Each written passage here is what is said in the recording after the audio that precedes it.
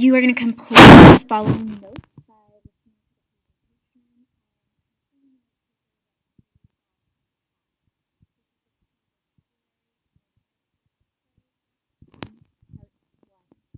For today's notes, make sure to record your definition. All the keywords have been underlined. Even if you just capture the keywords, that's fine. Go ahead and write an example or make a sketch to help you. I will provide you with a couple of examples. You can use either those or you can create your own. And then finally, write at least one synonym and one antonym.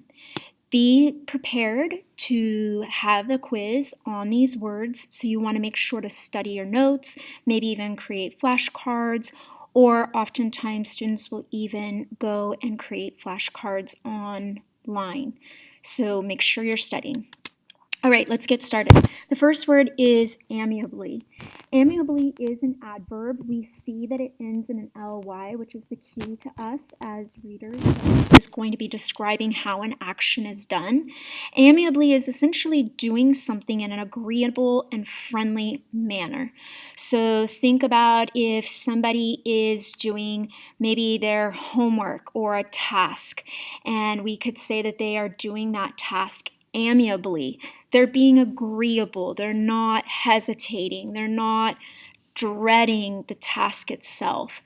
A synonym for this might be a word that actually means or sounds similar, which is amicably. And typically we talk about somebody behaving in an amicable way, which is more of an adjective, but they're behaving in a friendly way. You'll notice that on each slide I've also put some derivatives.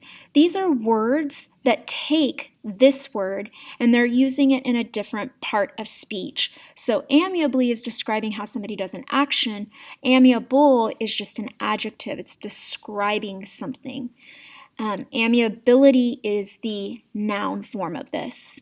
So when we think about somebody doing an action amiably, we might want to think about Winnie the Pooh and Tigger and how they behave. They amiably go about their adventures. They're working in a friendly way. Or we might want to think about Woody and Toy Story and how they amiably work together. Our second word for today is indulgent. Indulgent is an adjective, so it's a descriptive word. It's essentially willing to allow someone to do or have whatever they want, being overly generous and lenient. Many times when the word indulgent is used, somebody might be referring to how an adult treats a child. So maybe indulging the child in whatever the child wants. Sometimes you'll hear people using the word indulgent when they are referring to how they treat themselves. They might say that they are self-indulgent. But essentially it means allowing someone to have what they want. An example of this might be, again, seeing the baby with the supersized food that the parents are providing. Or for me personally, I love chocolate, so if I was being self-indulgent, I would probably go for a chocolate cake. So thinking about the word indulgent, imagine what might be a similar meaning word to this. What might be an opposite word? Well, if indulgent is being overly generous, then maybe an antonym is being restrictive. Our third word is jovial. Jovial is also an adjective. It means cheerful, happy, friendly.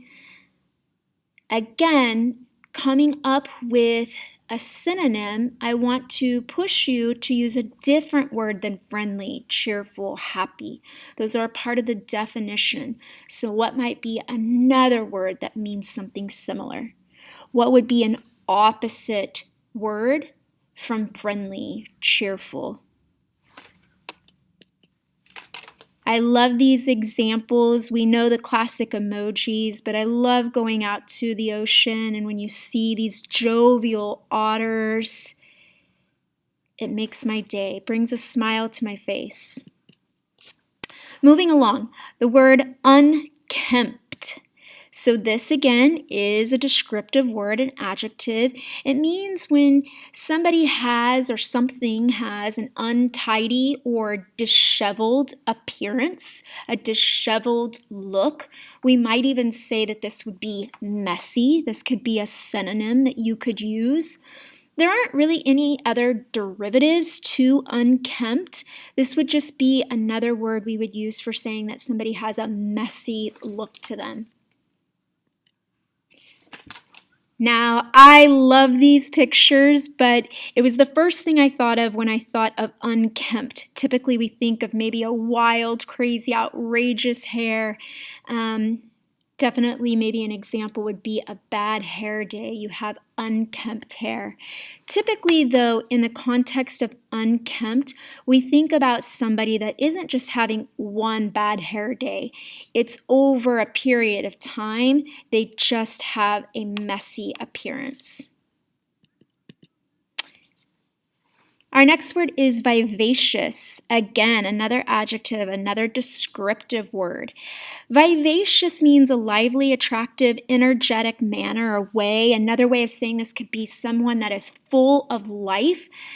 Typically, when you look up the word vivacious, it's going to say that it has more of a feminine connotation. In other words, it might be a word that you would use to describe someone or something that is more feminine in nature. But vivacious can be used either to describe a man or a woman. It doesn't have to take on a feminine tone.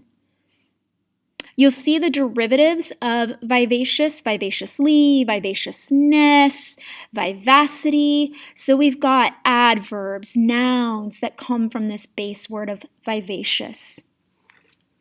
So when we're thinking of a vivacious person, you want to think of somebody whose personality really, really stands out. I first thought of this movie, Miss Congeniality. Maybe some of you guys have seen this, but even this idea of Miss Congeniality, it's about personality. So a personality that stands out. And last but not least, we have the word indolent, also an adjective.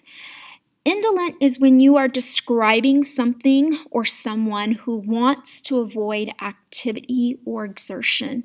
Another way of saying this might be that this person is lazy. Again, it doesn't have to be to a person. Maybe it's a lazy cat, like our good friend Garfield here.